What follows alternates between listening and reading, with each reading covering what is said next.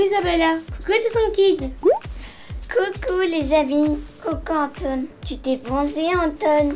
Non, pas beaucoup. Ma mère m'a mis de la crème solaire pour que je ne prenne pas de coups de soleil. Qu'est-ce que t'as fait pendant les vacances Anton? J'ai appris des choses sur la France. Et toi? Moi j'ai joué avec mamie et quand mes parents étaient dispo, on jouait au parc. Et vous les amis?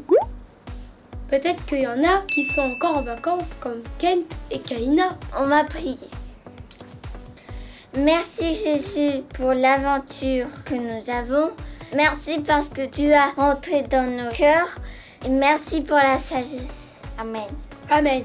Ma mamie a cueilli des bonnes pêches juteuses de son jardin. Tu veux bien goûter? Toujours prêt pour me régaler. Tout le monde debout. On y va en louange.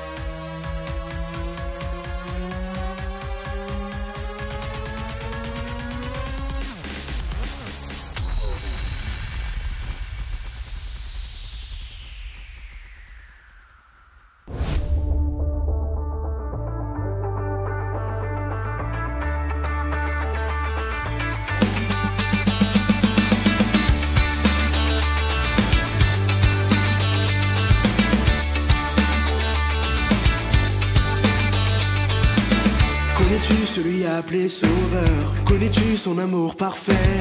Connais-tu celui qui est aux cieux? Connais-tu le don qu'il a fait? J'ai trouvé son amour et je crois en Jésus-Christ. Montre-moi la voie. Jésus, tu es pour toujours mon meilleur ami. Rien ne pourra changer ça. Jésus, tu es pour toujours mon meilleur ami, rien ne pourra changer ça.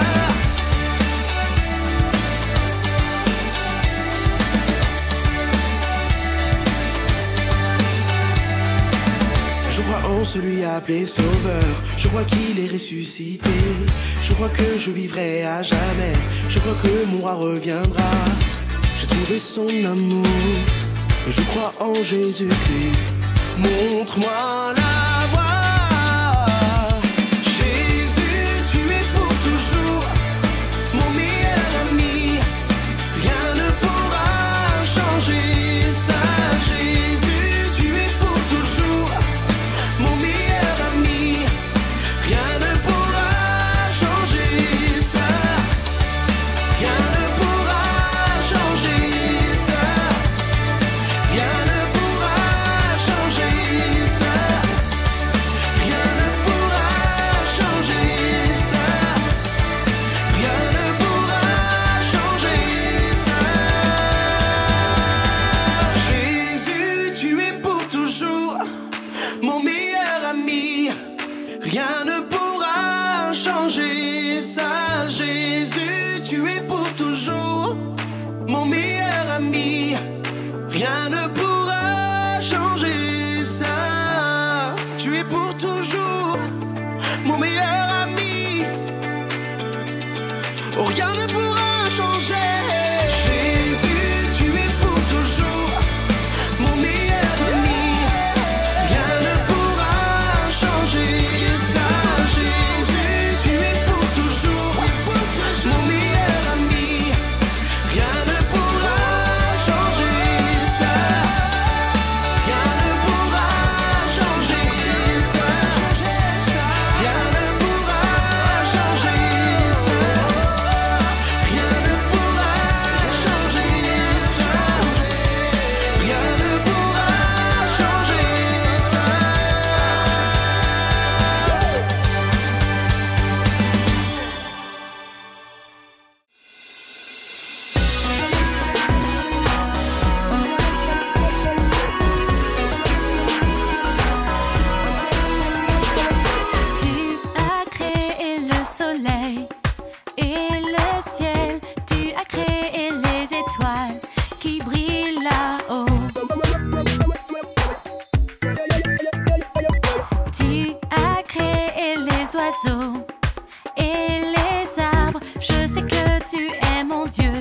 tu m'as créé.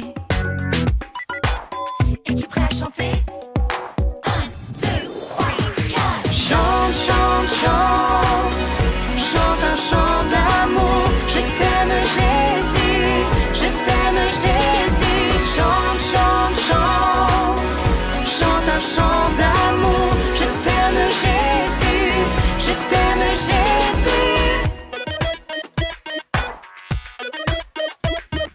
Tu as créé le soleil et le ciel. Tu as créé les étoiles qui brillent là-haut. Tu as créé les oiseaux et les arbres. Je sais que tu es mon Dieu. Tu m'as créé. Es-tu prêt à chanter? 1, 2, 3, 4. Chante, chante, chante. Chante un chant d'amour. Je t'aime Jésus, je t'aime Jésus. Chante, chante, chante. Chante un chant d'amour. Je t'aime Jésus, je t'aime Jésus. Chante, chante, chante. Chante un chant d'amour. Je t'aime Jésus, je t'aime Jésus. Chante, chante, chante. Chante un chant d'amour. Je t'aime Jésus, je t'aime Jésus. Je t'aime Jésus. Je t'aime Jésus. Je t'aime Jésus. Je t'aime Jésus.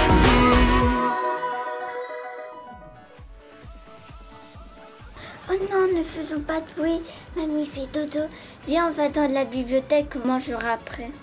Ok, en plus, on va découvrir le volume 3 de la sagesse. Isabella, c'est la voix de ton papy qui parle. Mais non, mon papy va au marché les dimanches, alors c'est bizarre. Alors c'est la voix du livre de la sagesse, volume 3. Trouvez!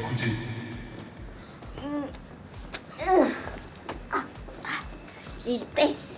Pour ouvrir ce livre, récite par cœur la méga parole 1 Jean chapitre 5 verset 20.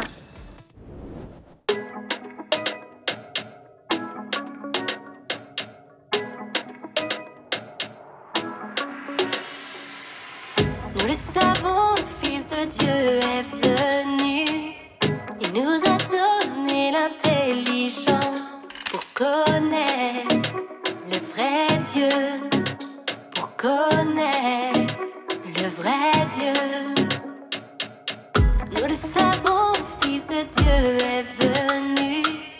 Il nous a donné l'intelligence pour connaître le vrai Dieu. Pour connaître le vrai Dieu.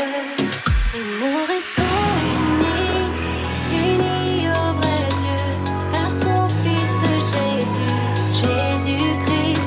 Nous restons unis, unis au vrai Dieu, par son Fils Jésus, Jésus-Christ. Lui, il est le vrai, il est le vrai Dieu, et il est la vie pour toujours. Lui, il est vrai, il est le vrai Dieu, et il est la vie pour toujours. J'ai trop hâte de voir ce qu'il y a à l'intérieur. 1, 2 et 3.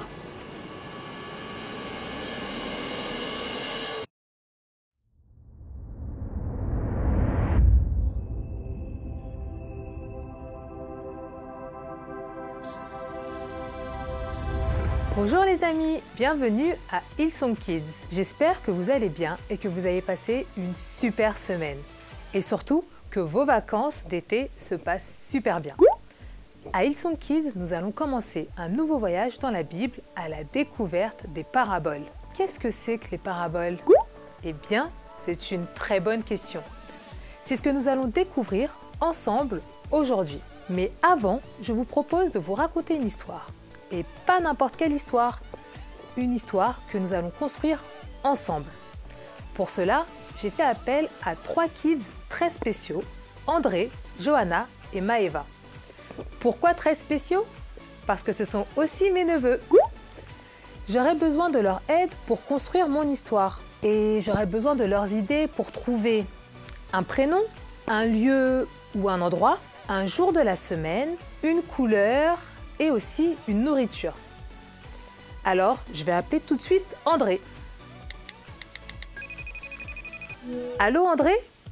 Coucou. Bonjour Tata Barbara. Est-ce que tu pourrais me donner le nom d'un animal Un chat. et un endroit, peut-être un endroit que tu aimes bien? Dans une maison. Ok, merci André. À bientôt. J'appelle maintenant Maëva. Coucou Maëva. Coucou Tata Barbara. Est-ce que tu pourrais me donner un jour de la semaine? Dimanche. Dimanche? Bien reçu. Et maintenant, une nourriture que tu aimes bien manger par exemple. Des haricots verts. Des haricots verts. À bientôt Maëva. Et enfin, j'appelle Johanna. Coucou Jojo. Tata Barbara. Est-ce que tu pourrais me donner le prénom que tu aimes bien? Anna. Ah, ok. Et une couleur s'il te plaît? Rose. Ah, le rose. À bientôt. Super. Maintenant que j'ai tous mes éléments pour mon histoire, je vous propose de vous installer pendant que je mets mes lunettes pour vous raconter cette histoire qu'on a écrite ensemble. Autrefois vivait un chat. Cette créature se trouve uniquement dans la maison. C'était un dimanche brillant et ensoleillé et Anna était en chemin vers la maison. Anna ne savait pas que les haricots verts étaient la nourriture préférée des chats. Et justement, elle en portait aujourd'hui. Pendant que Anna se rapprochait de plus en plus du chat, le chat a commencé à sentir les haricots verts. Le ciel virait au rose lorsque le soleil se couchait. Anna était presque arrivée à destination quand le chat sauta de derrière un arbre pour saisir les haricots verts. « Arrête !» a hurlé Anna. « Je n'ai pas apporté tous ces haricots verts jusqu'ici pour qu'un chat me les vole. » Le chat s'est figé au son de la voix d'Anna, puis lentement a reculé. Morale de l'histoire, ne laissez personne voler vos haricots verts, même si c'est un chat. C'était rigolo de faire cette histoire ensemble, et surtout avec mes neveux. J'aime beaucoup les histoires et quand on m'en raconte. Et vous, est-ce que ça vous plaît quand on vous raconte des histoires? Ou bien est-ce que vous aimez regarder des films ou des dessins animés? Nous aimons tous plonger dans une histoire, découvrir l'aventure, le suspense. Parfois, certaines histoires peuvent faire un peu peur, par exemple quand il y a un grand méchant loup. Mais ensuite, on découvre les rebondissements de l'histoire. Ou encore, on découvre des histoires d'amour qui se terminent souvent par « ils vécurent heureux et eurent beaucoup d'enfants ». Les histoires sont une puissante façon de communiquer. Elles sont transmises de génération en génération. Et on passe un super moment quand quelqu'un qu'on aime bien, par exemple notre papa, notre maman, votre tata, ou peut-être même votre grand frère ou votre grande sœur, vous raconte une histoire. On peut juste s'installer confortablement dans un bon fauteuil et partir rêver dans l'histoire. Qu'est-ce que j'aimais bien quand ma maman me racontait une histoire avant de dormir. Certaines histoires sont juste pour le plaisir ou le divertissement, tandis que d'autres histoires ont une morale ou une leçon que nous pouvons en tirer. Est-ce que vous connaissez les fables de Jean de La Fontaine? Le corbeau et le renard, la cigale et la fourmi, le lion et le rat. Ce sont des fables, des histoires qui ont une morale à la fin de l'histoire. Eh bien, Jean de La Fontaine n'a rien inventé. Vous savez, Jésus était l'un des plus grands conteurs d'histoire. Lorsque nous lisons la Bible, et les évangiles plus particulièrement, nous voyons Jésus partager des histoires avec ses disciples et aux personnes qui restaient avec lui. Ce n'étaient pas n'importe quelles histoires. Ce n'étaient pas des histoires comme on connaît. Il était une fois avec des princesses, des chevaliers en armure brillante. Non, les histoires que Jésus racontait étaient courtes et simples, mais avaient une profonde signification spirituelle. et ces histoires sont appelées les paraboles.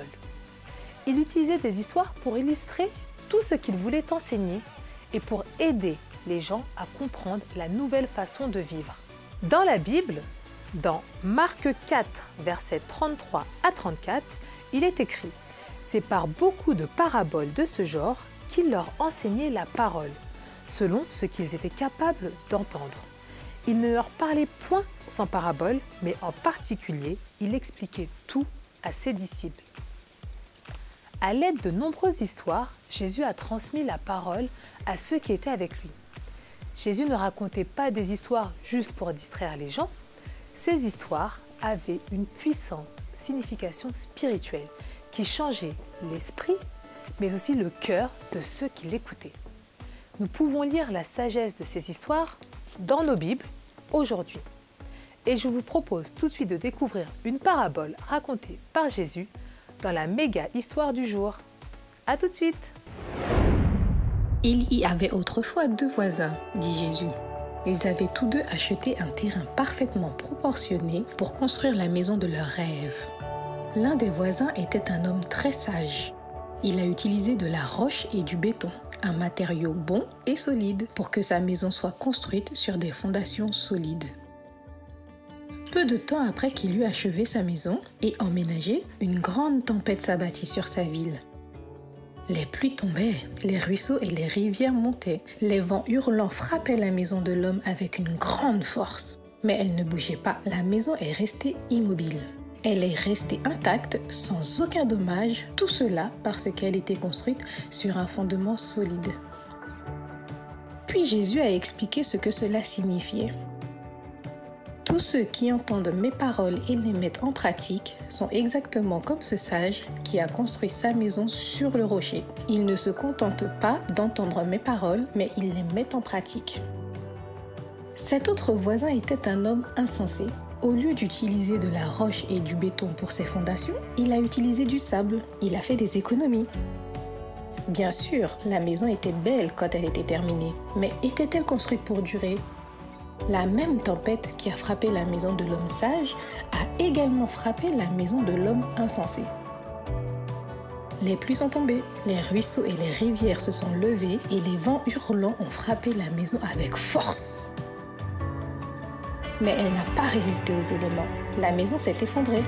Tout cela parce qu'elle était construite sur de mauvaises fondations. Une fois de plus, Jésus rappelle à ceux qui l'écoutent. Écoutez mes paroles, mettez-les en pratique, sinon vous risquez de finir comme l'homme insensé. Que mon enseignement soit votre fondement solide. La sagesse dont Jésus a parlé s'applique encore aujourd'hui. Nous pouvons faire des choix judicieux en mettant en pratique l'enseignement de Jésus. Nous pouvons être sages en fondant notre vie sur la parole de Dieu. La parole de Dieu nous donne la sagesse pour la vie.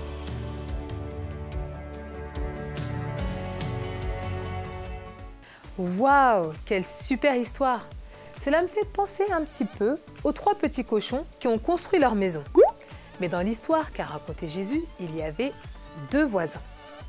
Le premier a construit sa maison sur le roc, quelque chose de solide, de ferme.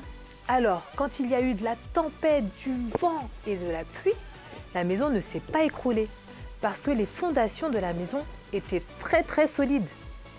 Par contre, le deuxième voisin, il a été un peu comme le petit cochon qui a construit sa maison en paille. Lui, il a fait sa maison sur du sable. Alors bien sûr, sa maison avait l'air belle et solide au premier regard. Mais quand il y a eu la tempête, patatras, la maison s'est effondrée, car elle était construite sur quelque chose qui n'était pas solide, sur du sable. Quand Jésus a raconté cette parabole à ses disciples, il a utilisé quelque chose que tout le monde comprendrait, la construction d'une maison. Car nous devons tous habiter quelque part, pas vrai?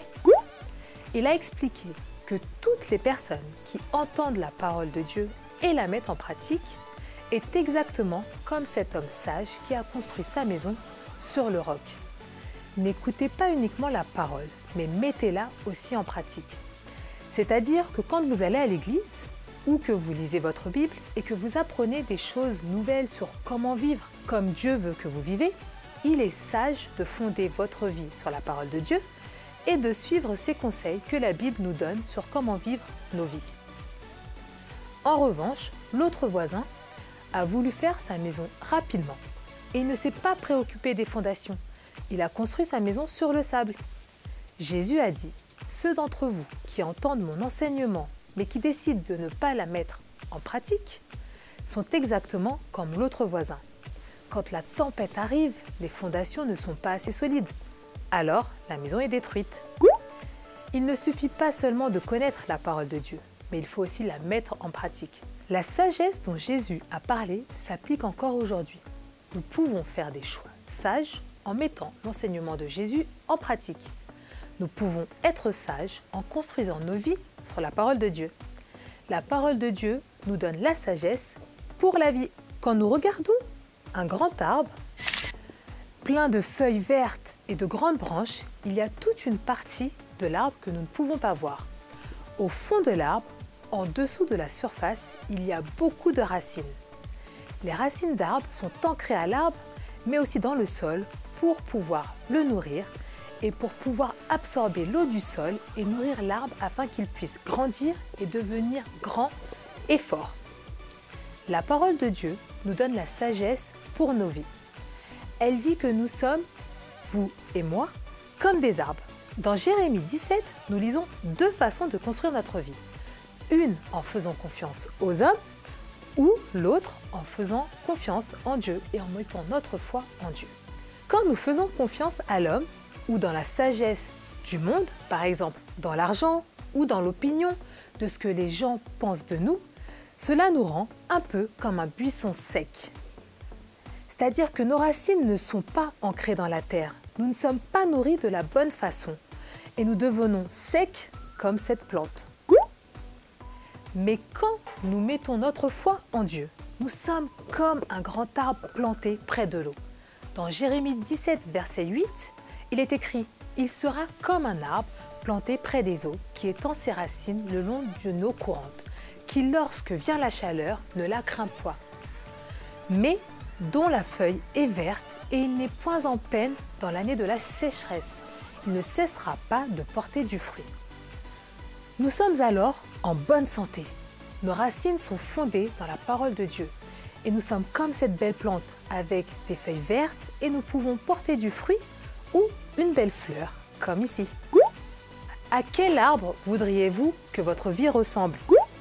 Au buisson desséché ou à la belle plante? Moi, je sais ce que je préférerais. Je veux une vie qui soit comme un grand arbre, qui peut survivre à une vague de chaleur. Dans la parabole du jour, Jésus a raconté l'histoire de deux constructeurs dont la maison a fait face à plusieurs tempêtes.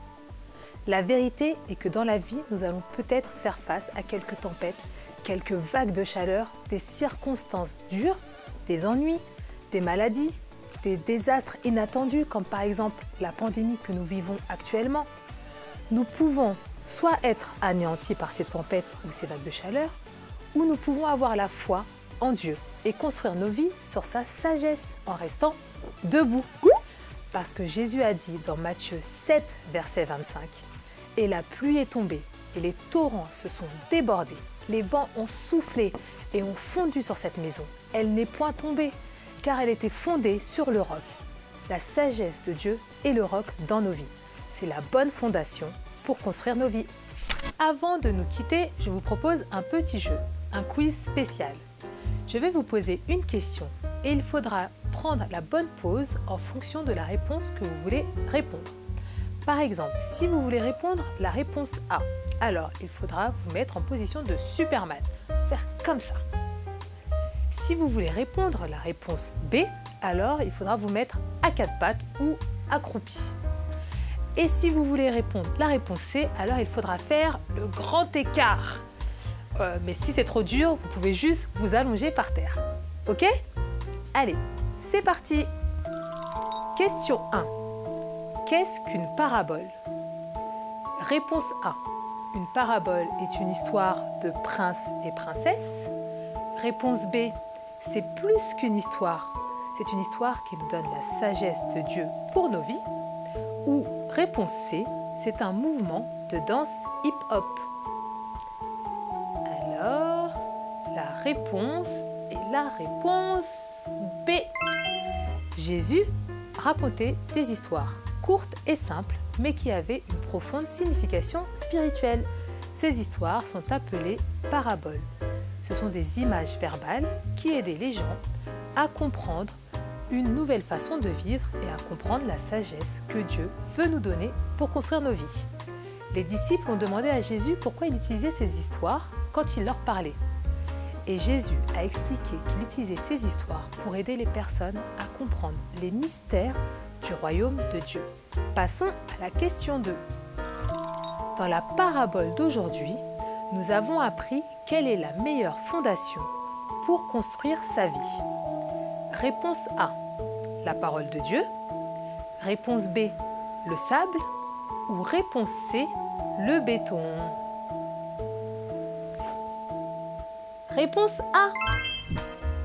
La meilleure fondation sur laquelle nous devons construire notre vie est la parole de Dieu.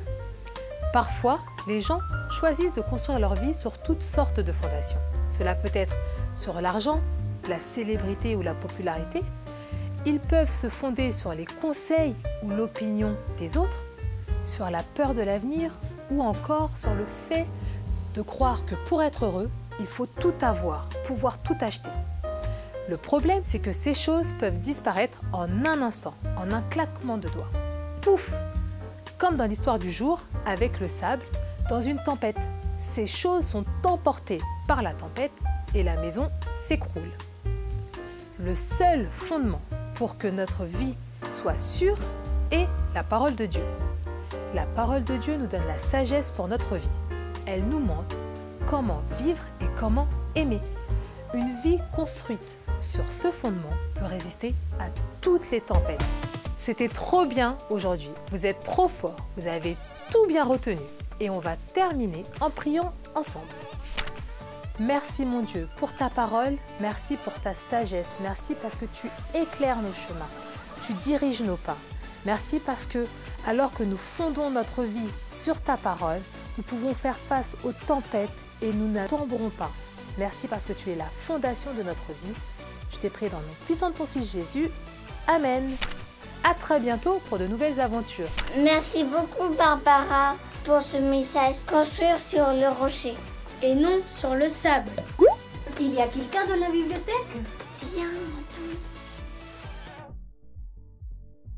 Anton. Mamie, Anton est revenu des vacances. Oh, Anton, c'est formidable!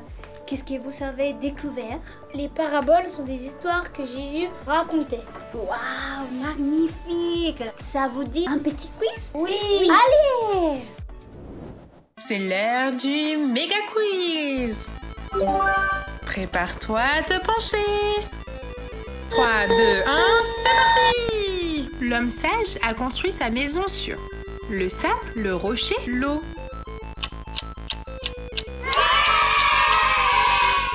Et la bonne réponse est le rocher. Félicitations les amis, bravo! Que s'est-il passé quand la maison a été construite sur le sable? Elle a été emportée? Elle a coulé? Elle a été nettoyée? La bonne réponse est... Vous avez raison, c'est bien ça! Elle a été emportée!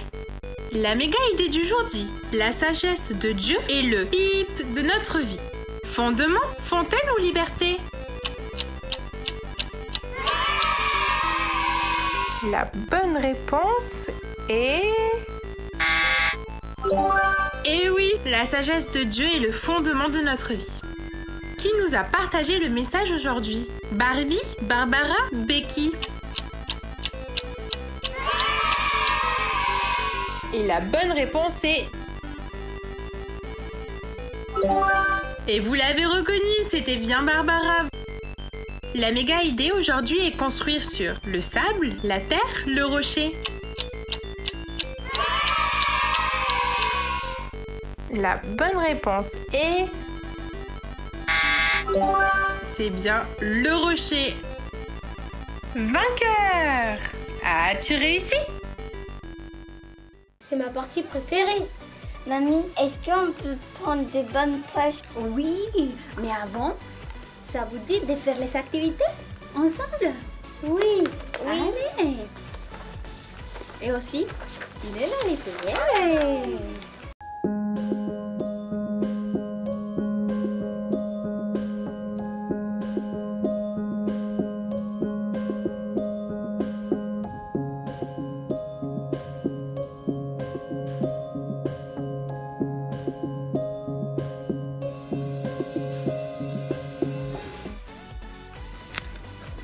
Quel régal. Les amis, on ne peut partir sans regarder avec notre amis un épisode de Funbox. Au revoir les amis. Au revoir.